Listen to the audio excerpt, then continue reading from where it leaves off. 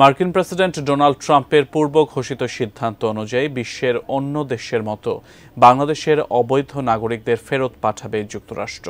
এ সংক্রান্ত একটি বার্তা বাংলাদেশের রাজধানী ঢাকাকে জানিয়েছে ওয়াশিংটন। অবৈধ হয়ে পড়া নিজ নাগরিকদের ফেরত নেওয়ার ব্যাপারে কী সিদ্ধান্ত নিচ্ছে বাংলাদেশ, বিস্তারিত জানাচ্ছেন লিমা সায়ন্তী। দ্বিতীয় মেয়াদে যুক্তরাষ্ট্রের প্রেসিডেন্ট হিসেবে গত ২০ জানুয়ারি ক্ষমতা গ্রহণের পরপরই একের পর এক অবাক করা সিদ্ধান্ত নিচ্ছেন ডোনাল্ড ট্রাম্প। তার এই সিদ্ধান্ত অনেকের ভেতর উদ্বেগ তৈরি করে। হোয়াইট হাউসে বসার পর তার অনেক সিদ্ধান্তের মধ্যে একটি হলো অবৈধ অভিবাসীদের নিজ নিজ দেশে ফেরত পাঠানো।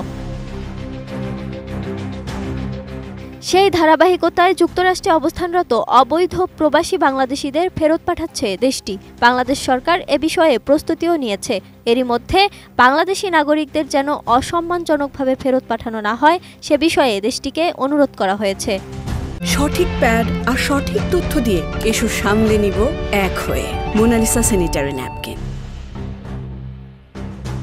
যুক্তরাষ্ট্রের প্রেসিডেন্ট ডোনাল্ড ট্রাম্প নির্বাচনের আগেই ঘোষণা দিয়েছিলেন তিনি নির্বাচন জয়ী হলে বিশ্বের সব দেশের অবৈধ নাগরিকদের ফেরত পাঠাবেন। সেই অনুযায়ী অন্যান্য দেশের মতো অবৈধ বাংলাদেশিদেরও ফেরত পাঠাচ্ছে দেশটি। এ লক্ষ্যে ইতিমধ্যেই বার্তা দিয়েছে যুক্তরাষ্ট্র। যুক্তরাষ্ট্রের অবৈধ বাংলাদেশিদের ফেরত নিয়ে গত ৫ মার্চ সচিবালয়ে একটি আন্তঃমন্ত্রণালয়ে বৈঠক হয়েছে বলে জানা গেছে। স্বরাষ্ট্র উপদেষ্টা জাহাঙ্গীর আলম চৌধুরী এতে সভাপতিত্ব করেন। সভায় স্বরাষ্ট্র, পররাষ্ট্র এবং প্রবাসী কল্যাণ মন্ত্রণালয়ের উচ্চ পর্যায়ের প্রতিনিধিরা উপস্থিত ছিলেন। পররাষ্ট্র মন্ত্রণালয়ের পক্ষ থেকে পররাষ্ট্র সচিব বৈঠকে যোগ দেন। বৈঠক সূত্র গণমাধ্যমকে জানায়, অবৈধ বাংলাদেশিদের গ্রহণ করার প্রস্তুতির বিভিন্ন দিক নিয়ে আলোচনা হয়েছে। তাদের যাতে দেশে ফিরতে কোনো সমস্যা না হয় সেদিকে কূটনৈতিক পর্যায়ে আলোচনা অব্যাহত রাখবে বাংলাদেশ।